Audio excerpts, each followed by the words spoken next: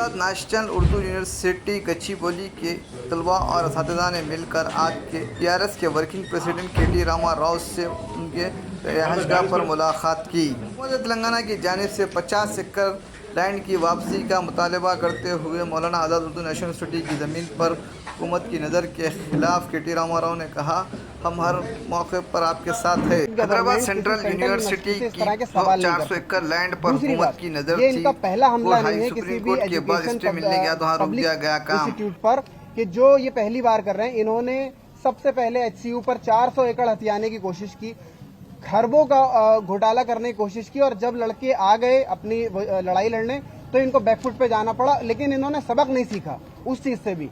फिर ये जो है होते हैं, ये मानू की तरफ आते हैं और ये कहते हैं कि 50 एकड़ की जमीन, उस वक्त वहां 1 एकड़ की जो कीमत है वो 150 करोड़ पर एकड़ है। आप किसी खाली जमीन पर नहीं जाएंगे जिनको कब्जाया गया है, आप किसी दूसरे ऐसे इंस्टीट्यूट में नहीं जाएंगे जो विप्रो सर्किल से या फिर उससे कनेक्ट नहीं करता है आउटर रिंग रोड को।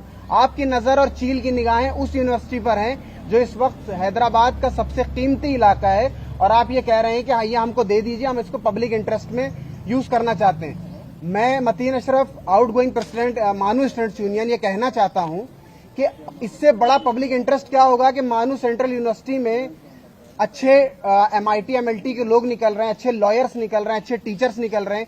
BPSC में 500 प्लस गवर्नमेंट टीचर दे रहे हैं। आप हमको रेवेन्यू जनरेशन की निगाह से देखना बंद करिए, पहली चीज।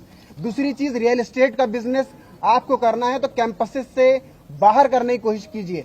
तीसरी चीज, आप ये हमसे सवाल करके ये कह रहे हैं, यहाँ के टूरिज्म मिनिस्टर का बयान आया कि ये एक रूटीन सर्वे है, हम इससे किसी तरह का हंगामा नहीं चाह रहे हैं। लेकिन यही सेम पैटर्न आपने HCU में अपनाया था, अभी बिजनेस का एक स्कूल है उसमें आप अपना रहे हैं। कहने का मतलब ये है कि तेलंगाना की बुनियाद जिस शर्त पर हुई थी और जिन कुर्बानियों के बाद ये तेलंगाना बना था, वो ये कतई नहीं था कि आप जो हैं इस हिंदुस्तान को जबानों की बुनियाद पर भी बांटेंगे, रियल एस्टेट की नजरों से भी बांटेंगे, रेवेन्यू जनरेट नहीं हो रहा तो उस बुनियाद पर भी बांटेंगे।